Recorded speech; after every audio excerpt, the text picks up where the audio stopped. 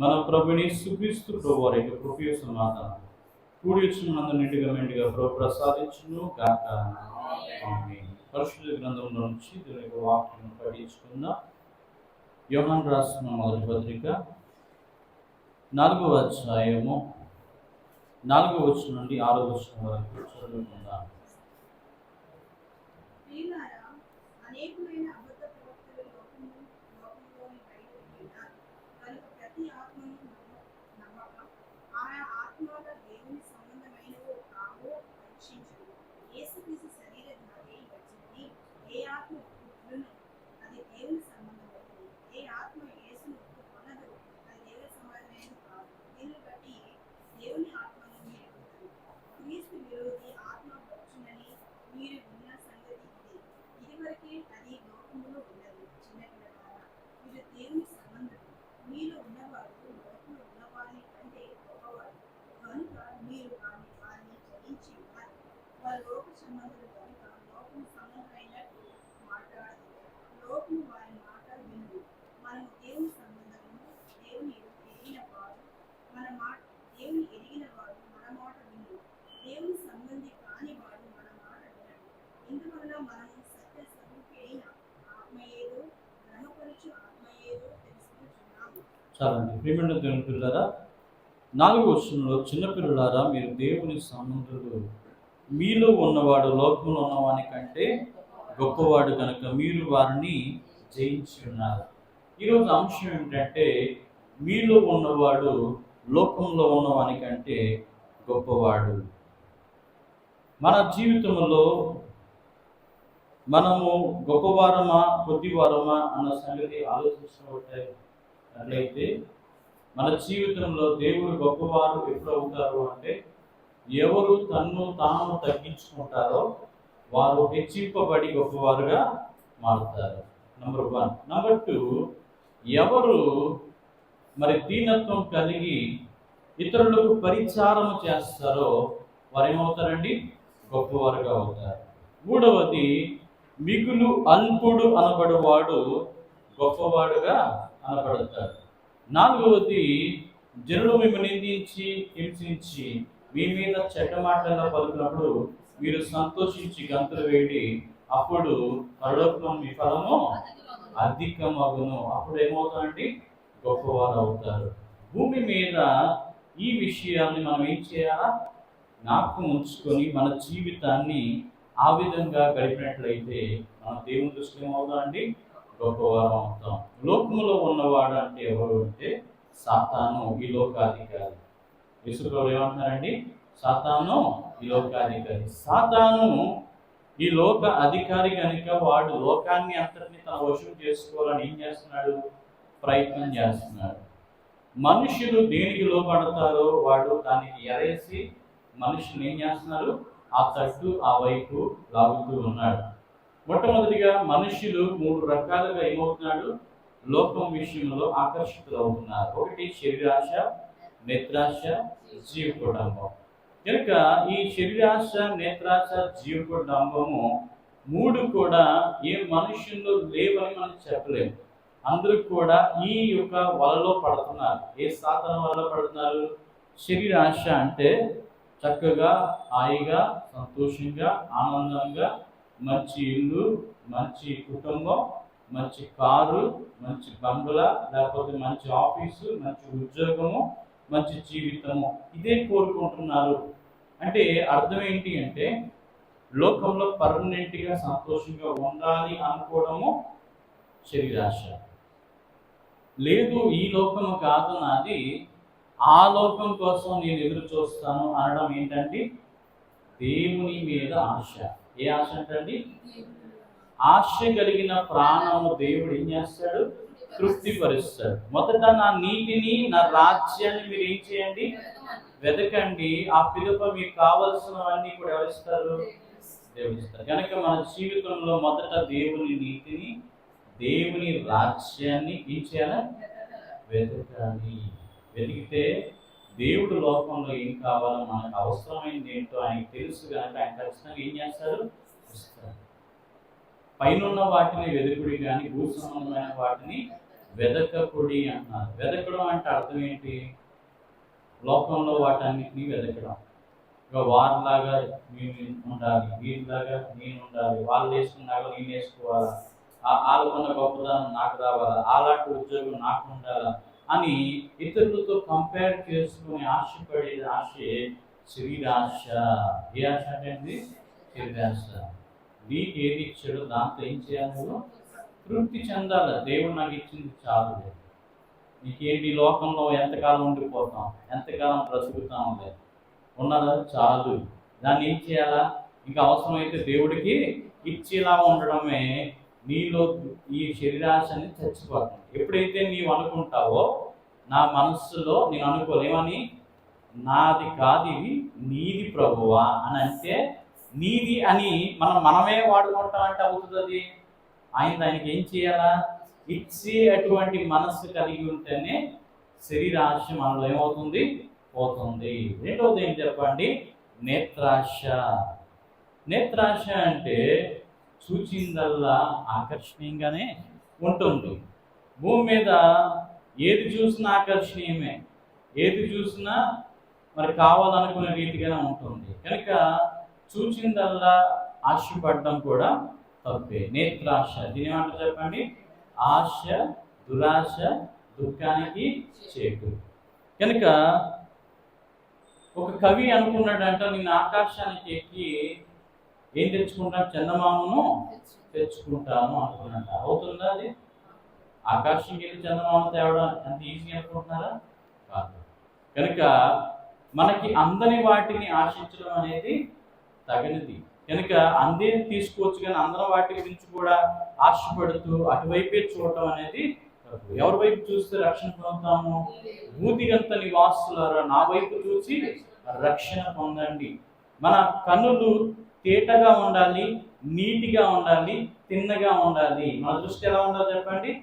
కాన్సన్ట్రేటెడ్గా ఉండాలి, ఏకాగ్రతతో ఉండాలి. దేవుని సన్నిధికి వచ్చామా? ఎవరి మీద ఉండాలి? మనసంతా దేవుడి మీద ఉండాలి. ఎక్కడున్నా మన మనస్సు, మన నేత్రము, మన ఆత్మనేత్రము, మన జ్ఞాన నేత్రము, లేక మన మనోనేత్రాలు, మన యొక్క బాహ్య నేత్రాలు కూడా ఏం చేయాలి?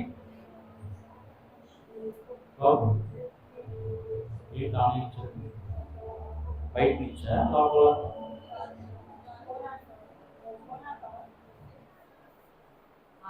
మీద అయింది కదా. కనుక ఈ విధంగా ఏం చెప్పండి? నేత్రాశ అంటే ఇదినాల్లో మనం చూస్తా ఉన్నాం. సినిమాలు చూసే ఆశ, ఇంటర్నెట్ చూసే ఆశ, రీల్స్ చూసే ఆశ. ఇవేమైనా మనిషిని ఏం చేస్తున్నాయండి అంటే రకరకాల రీతిగా ఆకర్షించి మనుషుల జీవితాలు ఏం చేస్తున్నాయి? పాడు చేస్తూ ఉన్నాయి. కనుక సమయాన్ని ఏం చేస్తున్నాయి? నష్టపరుస్తూ ఉన్నాయి.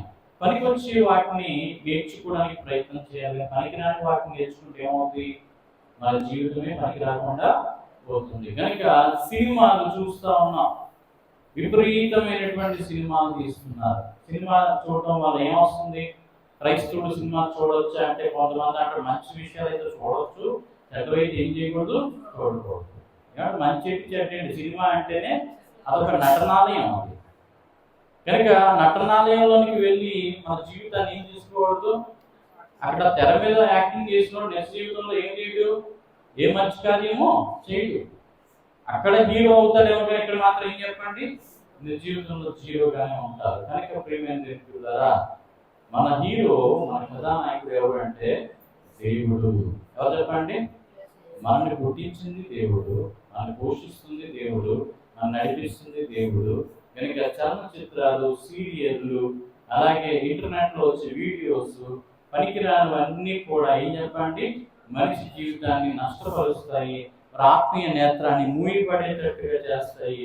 మరి ఇంకా ఇష్టం అంటే దేవుడి మీద ఇష్టం లేకుండా చేస్తాం. కనుక ఎక్కువ దేవుని వైపు చూడకూడదు, లోకం వైపు చూడకుండా దేవుని వైపు చూడాలి. చాలా మందికి ఈ షాపింగ్ యాప్స్ ఉంటాయి కదా, ఫ్లిప్కార్ట్, అమెజాన్స్, ఇంకా రకరకాలు ఉంటాయి. ఇవి కాస్త ఓపెన్ చేస్తారు అంతే, వెళ్ళిపోతారు అందులోకి. మరి ఎందుకు చూస్తారో తెలియదు, చూసిన తర్వాత కొనకపోతే ఏమవుతుంది? నేత్రాశ అన్నమాట. అందులో పనికిరానిది ఏదో ఒకటి కొంటారు. కొనిన తర్వాత అది ఇంటికి వచ్చిన చినిగిపోయి ఉంటుంది, లేకపోతే ఏదో అయ్యి ఉంటుంది డ్యామేజ్. అది రిటర్న్ పాలసీలో పెట్టి మళ్ళీ ఏం చేస్తారు, రిటర్న్ కొడతాడు. అది తీసుకోను అంటే రిటర్న్ పాలసీ లేదంటే మొహం ఏమవుతుంది, మరి చేసి అనవసరంగా డబ్బులు వేస్ట్ అయిపోయి అని ఏం చేస్తుంటారు, బాధపడుతున్నారు. కనుక ప్రియమైన ఏంటి నీకు ఆకర్షణీయం, అది నిన్ను ఏం చేస్తాడు, రేపు లాగుతా ఉంటుంది. కనుక ఈ లోకంలో అన్ని ఆకర్షణీయంగానే ఉన్నాయి, కానీ దేవుడే ఆకర్షణీయంగా లేడు. కానీ దేవుడు ఏమంటున్నాడో తెలుసా, నన్ను పంపిన వాడు ఆకర్షించుకుంటేనే కానీ నా ఎదురు ఎవడునో రాలేదు. ఆయన కూడా ఆకర్షిస్తున్నాడు. ఆయన ఆకర్షణకి ఎవరు ఏం చేయరు, చూడరు. ఆయన ఆకర్షణ వైపు చూడము, ఆయన నేత్రం వైపు చూడము, ఆయన వాక్యం వైపు చూడము, ఆయనలో ఉండడానికి ఇష్టము చేయము. కనుక దేవుడు అంటే ఆయనతో సహవాసం చేయడానికి మనిషికి కష్టంగా ఉంటుంది. ఎందుకు, లోకం ఇష్టంగా ఉంటుంది, ఆయన ఇచ్చింది ఇష్టమే, కానీ ఆయన అంటే కష్టం. చెప్పండి, దేవుడు ఇచ్చింది లోకం అంతా కూడా, ఈ లోక సౌందర్యం అంతా కూడా, లేక ఈ లోకంలో ఉన్నవన్నీ కూడా ఎవరు ఇచ్చారండి, దేవుడు ఇచ్చినవే. వీటిని చూసి ఆయన మరిచిపోయేటువంటి స్థితిలోనికి మనిషి వెళ్ళిపోవడం దేవుడికి ఇష్టం లేదు. నీకు లోకంలో ఏది ఉన్నా ఏది లేకపోయినా నీకు ఇచ్చినవి నీకు దేవుడు ఇచ్చాడు కనుక దాంతో ఏం చేయాలి, నువ్వు సంతోషపడాలా. కనుక చాలా సందర్భాల్లో దేవుడు కొంతమందిని దీవిస్తాడు, చక్కగా నాకు తీసుకుంటారు, మంచిదే. దేవుడు ఇచ్చాడు, ఏం చెప్పండి, బంగారం వేసుకోవడం ఏం చెప్పండి, బంగారం దేవుడు కూడా ఇష్టపడుతున్నాడు లేదా, అంతకంటే గొప్పది ఏంటి చెప్పండి. మీ మెడకి ఏ హారం ఉండాలా, దేవుని వాక్యం అనే హారాన్ని ఏం చేయాలా, ఆ మాల వేసుకోవాలి. ఈ మాల వేసుకుంటే ఏమవుతుంది, ఈ మాల లోకాన్ని ఆకర్షిస్తుంది. అమ్మో dignified, very rich, very royal అని ఏం చేస్తారు, ఓన్లీ మనుషులే. కానీ నీ కంఠహారముగా దేవుని వాక్యాన్ని ధరించుకుంటే ఎవరు చూసి నేను ముచ్చటపడతారు, దేవతలతో చూస్తారు, పరిశుద్ధులు చూస్తారు, భక్తులు చూస్తారు. ఈ సృష్టి అంతా చూసి ఏం చేస్తారు తెలుసా, వీరి మెడలో ఏ హారం ఉంది, బంగారు హారం కాదండి, ఏ హారాలు, దేవుని వాక్య హారము ఉంది. కనుక ఆ వాక్యాన్ని హారంగా ధరించాలి. కనుక ఆ వాక్యాన్ని చేతికి కంకణంగా ధరించాలి. హృదయం అనే పలక మీద ఆయన ఆజ్ఞలు రాసుకోవాలి. మన జీవితంలో అడుగడిన దేవుని వాక్యం అనేది కనిపిస్తే మనల్ని ఎవరు చూస్తారు అంటే దేవదూతలు గుర్తిస్తారు, పరిశుద్ధులు గుర్తిస్తారు, దేవుడు గుర్తిస్తాడు. దేవుని దృష్టిలో పడాలని మనం ఏం చేయాలా, మన యత్నం, మన ప్రయత్నం చేయాలా. శరీరాశ అంటే మనము బాగా కనిపించాలి అని ప్రొజెక్ట్ చేసుకునే తత్వాన్ని ఏమంటారంటే శరీరాశ. నేత్రాశ అంటే ఇతరులు బాగా ఉంటే నేను కూడా అలా ఉండాలి అని అనుకోవడమే నేత్రాశ. జీవకుటుంబం అంటే ఏంటంటే నా తోడు లేడు అని గొప్పలు చెప్పుకోవడము. నేనే గొప్పవాడిని, నేనే నాకు అన్ని తెలుసు, నాకే జ్ఞానం ఉంది, నాకే తెలివి ఉంది అనుకొని బ్రహ్మలో ఏమీ తెలియని వాడుగా బ్రతికేవాడు ఏమంటారు చెప్పండి, డంబము. జీవపు డంబము. కనుక ఏ డంబం ఉండకూడదు, లూసిఫరు అలాగ గర్వించే వాడు అదో పాతాలని ఏమయ్యాడు, పడిపోవాల్సిన అవసరము వచ్చింది. కనుక ప్రియమైన దేవుడు, దేవుడు మనకు ఇచ్చినటువంటి అవకాశము సద్వినియోగపరచుకోవాలి. అంటే మనలో ఉన్నవాడు లోకంలో ఉన్నవాడి కంటే గొప్పవాడు. అంటే మనం కానీ ఈ లోకంలో ఉన్న ఆత్మకి బదులు పెడితే, దేవుని సందులో కూర్చుంటే, దేవుని వాక్యాన్ని ధ్యానం చేస్తే, దేవుని లక్షణాలు గుణగణాలు కలిగి ఉంటే, ఆయన ఆత్మీయ వరములు కలిగి ఉంటే, ఆత్మ ఫలము కలిగి ఉంటే, ఆయనకున్న దివ్య లక్షణాలన్నీ కూడా మనలో వికసిస్తే, వెలిగితే, మనము లోకంలో ఉన్నవాడి కంటే మనమే గొప్పవారం అవుతాం. అప్పుడు మన నీడలోనికి కూడా ఏమొస్తుందండి, ప్రభావం వస్తుంది. పేతురుగా నడుచుకుంటే వెళ్తే ఏమవుతుందండి, నీడలోనికి ప్రభావం ఉన్నందున నీడ తగిన రోగులు కూడా ఏమయ్యారు, స్వస్థపరచబడ్డారు. అంతటి ప్రభావం ఇప్పుడు ఎవరికి ఉంది, నీడ కాదు కదా, సెంగు తగిలిన ఏమవట్లేదు, స్వస్థత రావట్లేదు. యేసు ప్రభు వస్త్రపు చెంగుమట్టుకుంటే ఏమొచ్చిందంటే స్వస్థత వచ్చింది. కనుక ప్రియమైన దేవుడు, ప్రభావవంతులం అవ్వాలి, శక్తిమంతులంగా అవ్వాలి. ఇతరులను మోటివేట్ చేయగలిగే శక్తి మనలో ఉండాలి. ఇతరులను దేవుడి దగ్గర ఆకర్షించగలిగే శక్తి, ఆత్మీయ శక్తి మనలో ఉండాలి. అలా ఉంటేనే మనం నిజమైనటువంటి వెలుగు దీపాలుగా దేవుని దృష్టిలో పనిచేస్తున్నట్టు. లేకపోతే ఏం చెప్పండి, ఆరిపోతున్న కుండు దీపాలు, బుద్ధి లేని వారి చేతిలో ఉన్న దీపాలుగా మనము మారిపోతాం. కనుక ప్రియమైన దేవుడు మనకి ఇచ్చినటువంటి అవకాశాన్ని సద్వినియోగపరచుకోవాలి. కనుక దేవుని సంబంధులు మాత్రమే దేవుని మాట్లాడతారంటే లోక సంబంధం ఏం చేయరు, వింటారు. వాళ్ళు మీరు చెప్పాల్సిన అవసరము లేదు. ఎంతవరకు వింటారో అంతవరకు చెప్పడమే. మిగతా సమయంలో దేవుడు ఏం వాక్యం చెప్పాడో తెలుసా? అన్యాయం చేయవాడిని ఇంకను అన్యాయం చేయము, అపవిత్రుడు ఇంకను అపవిత్రుడిగానే ఉండలేము, పరిశుద్ధుడు ఇంకను పరిశుద్ధిగానే ఉండలేము. ఎలా ఉన్నాడు అలాగే ఉండలేము. చెప్పాల్సింది చెప్పు, ఉంటానంటే ఉండలేము, అంతే. మారితే మారే, లేకపోతే ఏం చెప్పండి, నరకానికి వెళ్ళిపోవడం సిద్ధంగా ఉన్నాం. భూమి మీద చాలా మంది ఏమంటారు, ఏదన్నా బాధ వచ్చినా కష్టం నరకంలాగా ఉందండి అంటారు. ఎక్కడే నరకంలాగా ఉంటే నరకానికి వెళ్తే ఇంకెంత నరకంగా ఉంటుంది. అక్కడ ఒరిజినల్ చూస్తాం, ఏం చెప్తామండి, ఒరిజినల్. కనీసం ఇక్కడ బాధ ఉన్నా కష్టం ఉన్నా ఇంట్లో కుటుంబం అయినా చూస్తారు. అక్కడికి వెళ్ళిన తర్వాత ఎవడు కూడా చూసినాడు లేదు, ఒంటరోడువే. అక్కడ ఎవడ బాధ ఆడే పడతా ఉంటాడు, ఎవడు ఏడు పాడదే, ఎవడు పళ్ళు కొరకడం మానే. ఇక్కడ భూమి మీద ఉన్నారనుకోండి, భర్తకి బాధ వస్తే భార్య చూస్తుంది, భార్యకి బాధ వస్తే భర్త చూసుకుంటాడు, పిల్లల బాధ వస్తే తల్లిదండ్రులు చూసుకుంటాడు, తల్లిదండ్రుల బాధ వస్తే పిల్లలు చూసుకుంటారు. ఇలా చూసుకోవడానికి ఎవరో ఒకరు ఉన్నారండి. కానీ ఒకసారి చచ్చి నరకానికి పోయిన తర్వాత అక్కడ ఎవరు చూసుకోవడానికి ఉన్నాడు? పైన దేవుడు ఉండడు, భూమి మీద మనుషులు ఉండరు. అక్కడ నరకంలో పోని ఎవరైనా సాయం చేస్తారంటే ఎవరు బాధ, ఎవరు బాధ. కనుక చూసారా, ఒకసారి జారిపోయామా తిరిగి రావటానికి ఇల్లు లేనటువంటి ప్రదేశం అది. కనుకనే జాగ్రత్త పడమని చెప్పేది సువార్త, జాగ్రత్తగా ఉండమని చెప్పేది సువార్త. అరే డేంజర్ అని అక్కడ పురిబొమ్మ రాసిన తర్వాత అక్కడికి వెళ్ళి మీరు పడుకుంటానంటే దాన్ని ఏమంటారు చెప్పండి? వివేకమా అవివేకం? అది బుద్ధిహీనత కాదా?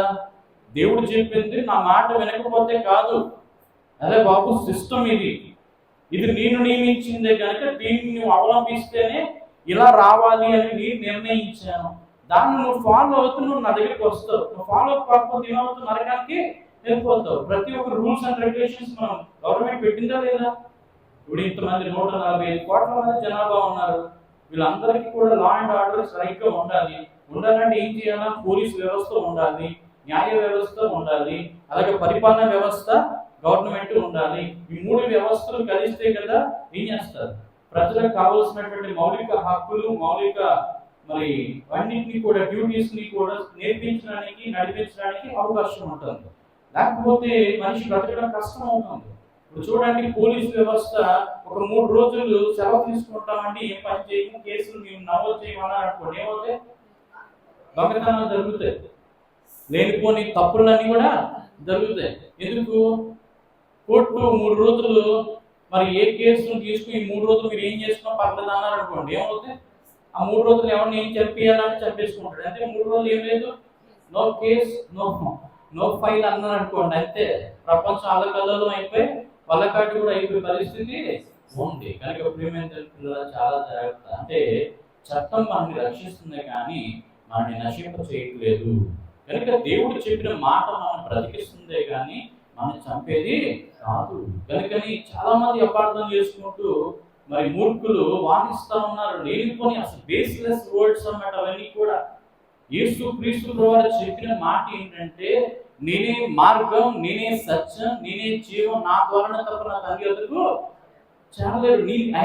నేను టీచర్, ఆయన టీచర్, నేను ఒక గురువుగా వచ్చాను, సాత్వికులను దినమనస్సు కలిగిన వాడు కనుక నాతో మీరు వస్తే నేను మిమ్మల్ని స్వర్గానికి తీసుకెళ్తా, మోక్షానికి తీసుకెళ్తా, నా దేవుడు తండ్రి రాజ్యానికి నేను తీసుకెళ్తా అని చెప్పడానికి వచ్చిన వాడిని ఈరోజు తప్పు పడుతున్నారంటే ఎంత మురుకులు కాదండి వీళ్ళు. స్వామి వివేకానంద కంటే గొప్ప వాళ్ళు వీళ్ళందరూ,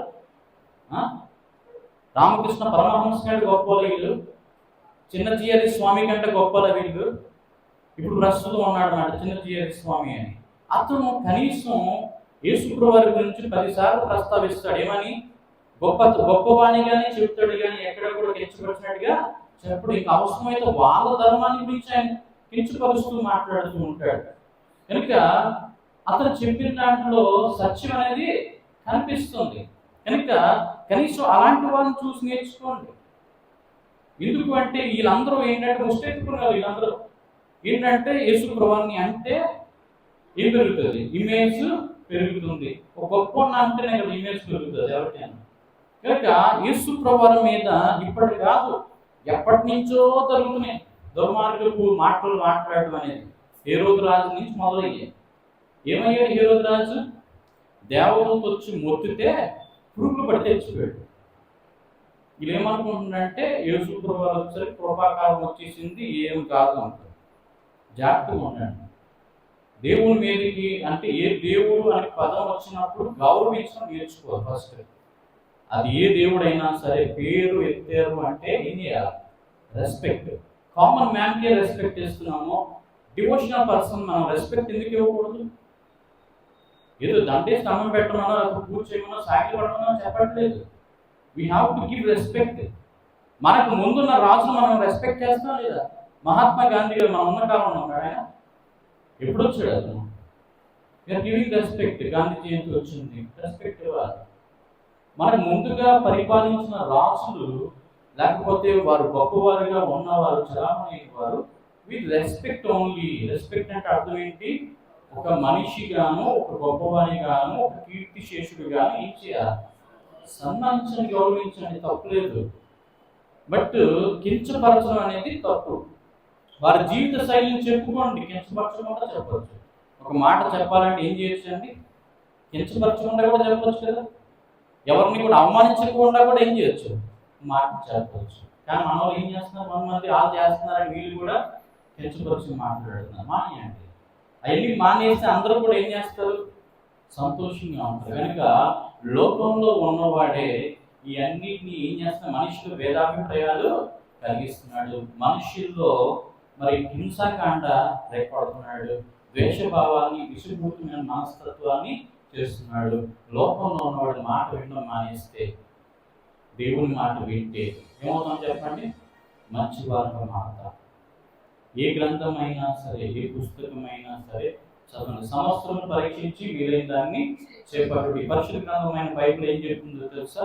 సమస్తము పరీక్షించండి. సమస్తం అంటే ఏంటి? అన్ని గ్రంథాలు చదవండి, అందులో సత్యం ఏంటో తెలుసుకోండి. దాంట్లో తప్పేముంది? రైతుల పాదం దేవదాస్ గారు అన్నారు, ఏ మతముని కానీ ఏ మనిషిని కానీ ద్వేషించరాదు, దూషించరాదు, తెలియని విషయంలో దేవుని అడిగి తెలుసుకోండి. ఇప్పుడు నేను పదజాలం వాడాను అంటే మూర్ఖుడు అన్నాను, అజ్ఞాని అన్నా, అవివేకం అన్నా అంటే అర్థం ఏంటి అంటే నిజంగా మూర్ఖుడే కనుక. ఏమండి?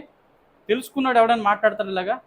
ఈరోజు కొన్ని కోట్ల మంది అంటే 400 కోట్ల మంది ప్రజలు విశ్వాసాన్ని, బైబిల్ గ్రంథంలో విశ్వాసం కలిగి ఉంటూ వారందరూ కూడా ఏం చేస్తున్నారు? దేవునితో మరి మమేకమయ్యి చాలా చక్కగా మరి గొప్పగా దేవుని యొక్క వాక్యం అనేది ప్రబోధించబడుతుంటే మంచి విషయాలు నేర్చుకోవాల్సింది. ఈరోజు బైబిల్ చదివిన వాళ్ళలో, బైబిల్ బోధ విన్న వాళ్ళలో తాగుబోతులు మారారు.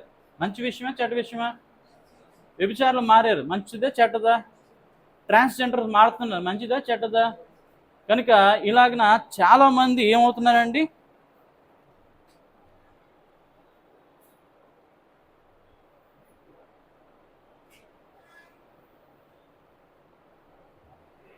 కనుక ఈ విధంగా ఏమవుతుంది? మార్పు చెందడం జరుగుతుంది. కనుక మన జీవితంలో మన బ్రతుకులు ఏమవ్వాలి? మారు మనసు చాలా ప్రాముఖ్యం. మారు మనసు పొందితేనే ఎక్కడికి వెళ్తాం? పరలోక రాజ్యానికి వెళ్తామని చెప్పడము. ఈరోజు చాలా మంది దాన్ని వక్రీకరించి, మీ దేవుడు అంట, మీ బైబిల్ దేవుడు అంట ఏం చేస్తాడు? నరకం వేసేస్తాడంట. ఏమైనా సరదా అంటే నరకం వేసడానికి? దేవుడికి సరదా? పిల్లడు వెళ్ళి అక్కడ ట్రాన్స్ఫార్మర్ ఉంటే దాని దగ్గరికి వెళ్ళి ఆడుకుంటానంటే ఒప్పుతామని మనం వద్దంటాం. అపాయం అని చెప్తున్నాం. ఆ చెట్టు దగ్గరికి వెళ్ళదంటే అపాయం చెప్పాడు, తిట్టి చచ్చిపోతాను తిన్నారు. అయినా సరే వెళ్ళి వాళ్ళ బ్రతికించడానికి మరి ఆయన వచ్చి చచ్చిపోవాల్సి వచ్చింది. ఎవరు? ఆ నాశనంగా బ్రతికించడానికి ఎవరు వచ్చారు? దేవుడే స్వయంగా వచ్చి చచ్చిపోయాడు. అది చూడట్లా. స్వయంగా యేసు ప్రభువే వచ్చి రక్తము కార్చడం వలన పాప విమోచన అయ్యింది అనే సంగతి ఎవరికి అర్థం కాదు. ఎందుకు? వీళ్ళందరికీ సిలువకు వచ్చిన వార్త నశించున్న వారికి వెర్రితనంగాను రక్షింపబడుతున్న మనకు దేవుని శక్తి. దేవుడి శక్తి తెలియని వీరికి వెర్రి.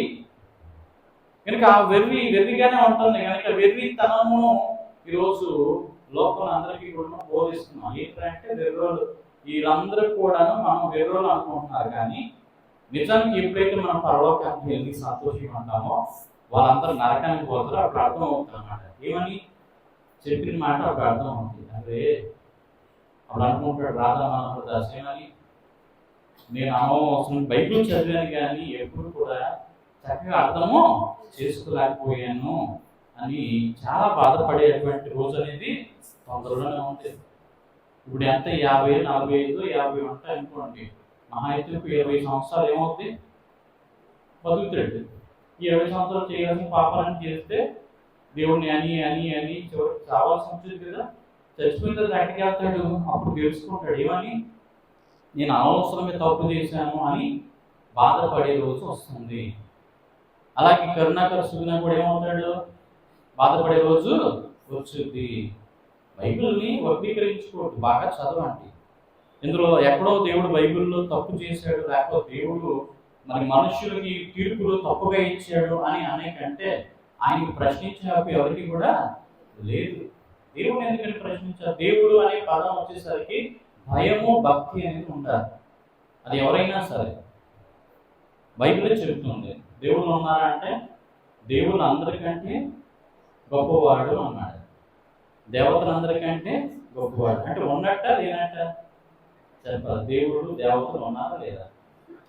ఉన్నారు కానీ బైబిల్ ఒప్పుకుంది కదా ఉన్నారని. దేవుళ్ళు దేవతలు ఉన్నారు కనుక ఆయన చెప్తున్నాడు బైబిల్ గ్రంథంలో.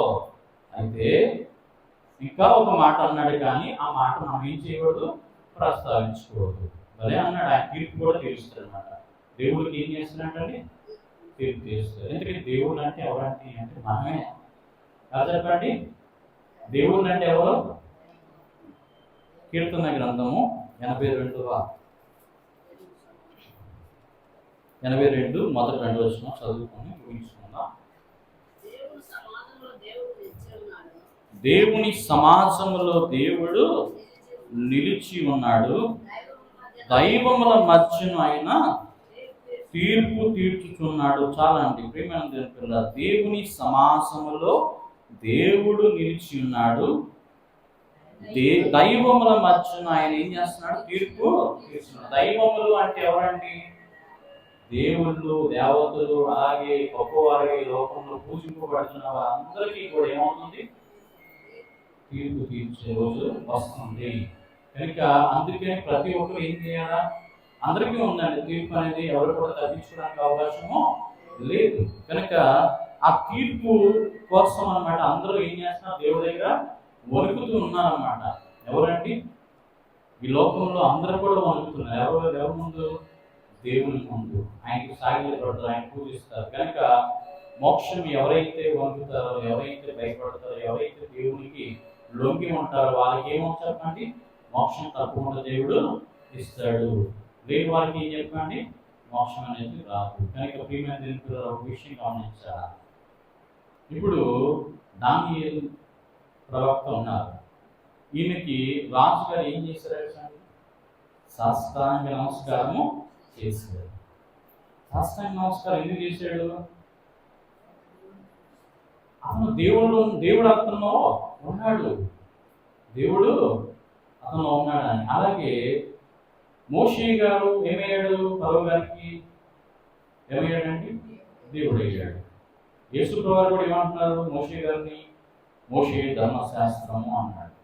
అంటే దేవుడు ఎవరు అవుతారంటే దేవుని వాక్యం ఎవరికి వచ్చినా వారే దైవం అంటే. యోహాను సువార్త 10:34 వచనంలో చదువుకుంటే 34-35 వచనాలు చదవండి.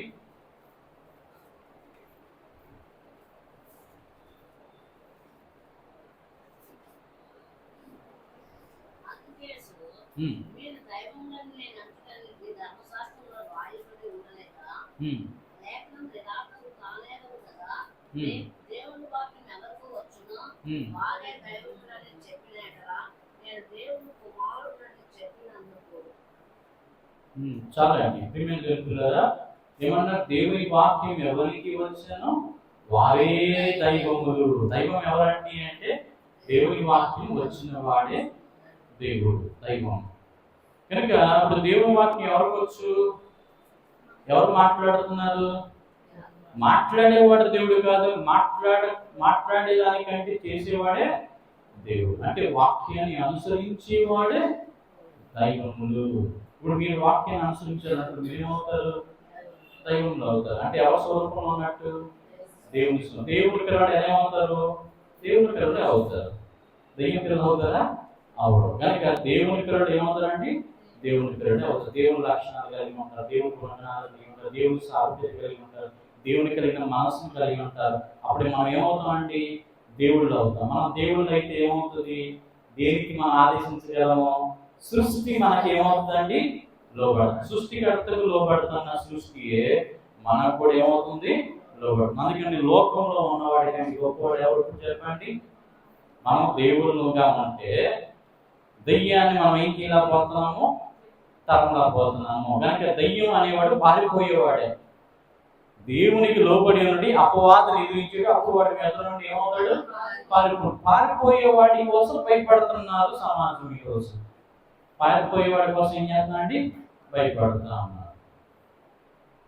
కనుక దేవుడు అంటే జ్ఞానవంతుడు, సర్వజ్ఞాని అన్నమాట. ఆయనకి సమస్తం ఎరిగిన వాడు. దేవుడు అంటే ఏం చెప్పండి? సమస్తం. ఆది అంతములు ఏంటో, అనాది అంటే ఏంటో, అలాగే అనంతం అంటే ఏంటో తెలిసిన వాడు ఏం చెప్పండి? దేవుడు. అది తెలియని వాడు ఏం చెప్పండి? అజ్ఞాని. కనుక ఇప్పుడు మనం కంపేర్ చేసుకోవాలన్నమాట. ఏ దేవుడు అనాది అనంతములు కలిగినటువంటి దేవుడు. మరి వాళ్ళలో పోటీ వచ్చినప్పుడు అనాది అనంతం కనుక్కోలేక ఏదో సాఫ్ చెప్పుకొని మొత్తానికి క్లోజ్ చేశారు చాప్టర్ని. అలాగే సృష్టి కార్యములో మరి చాలా వింతైనటువంటి మాటలు ఉన్నాయి. అవి ఈ సృష్టికి విరుద్ధమైనటువంటి మాటలను మనం ఏం చేయాలండి? గ్రహించలేదు. కనుక మనకి ఎంతవరకు అర్థమవుతుందో అంతవరకు ఏం చేయాలా? ఆలోచించి మన తలకి తీసుకోవాలి. కనుక ప్రియమైన దేవుడా, దేవుడు ఈ లోకంలో మనందరినీ ప్రేమించి పంపిస్తున్నాడు.